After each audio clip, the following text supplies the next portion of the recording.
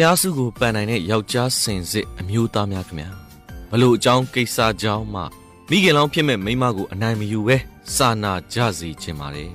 ကဘာမှာရှိတဲ့ကျွန်တော်တို့ယောက်ျားတွေအားလုံးကိုမွေးဖွားပေးခဲ့တာကအားနွဲတယ်ဆိုတဲ့မိန်းမသားတွေပဲဖြစ်ပါတယ်ဒါကြောင့်ယောက်ျားတွေနဲ့ရှင်ရင်အားနွဲတဲ့အမျိုးသမီးတွေကိုနှိမ်ကြတယ်ဆိုပြီးအထင်သေးတဲ့စိတ်တွေမမွေးမြူလိုက်ပါနဲ့ခင်ဗျာတန်မာပြီးဖုံးကန်ကြီးမားလှပါတယ်ဆိုတဲ့အမျိုးသားတွေပညာတတ်ကြီးတွေဆရာဝန်ကြီးတွေကအစသူဖုံးစားတွေရက်သမားတွေအစုံဝမ်းဘိုက်ထဲမှာထည့်ထားနိုင်တာကလည်းမိန်းမတွေပါပဲတင်းရဲ့အထင်သေးအမြင်သေးနေတဲ့မိန်းမတွေနေရာကနေဝင်ပြီးခန်းစားကြည့်ပါကိုချင်းစာကြည့်ပေးပါခင်ဗျာသူတို့ဟာအပေါ်ရန်အပြင်ပိုင်းကကြည့်ရင်အားနွဲ့လွန်းတယ်လို့ထင်ရပေမဲ့မေတ္တာတရားနဲ့ပတ်သက်လာရင်တော့ကြီးမားတဲ့လှိုင်းလုံးကြီးတွေလိုအင်အားရှိသမြဲပါပဲခင်ဗျာ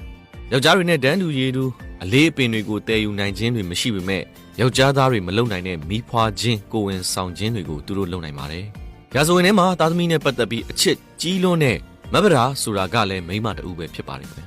ဗျာမဗရာဟာရင်သွေးလေးတေဆုံးမဲ့အရေးကိုသိတာကြောင့်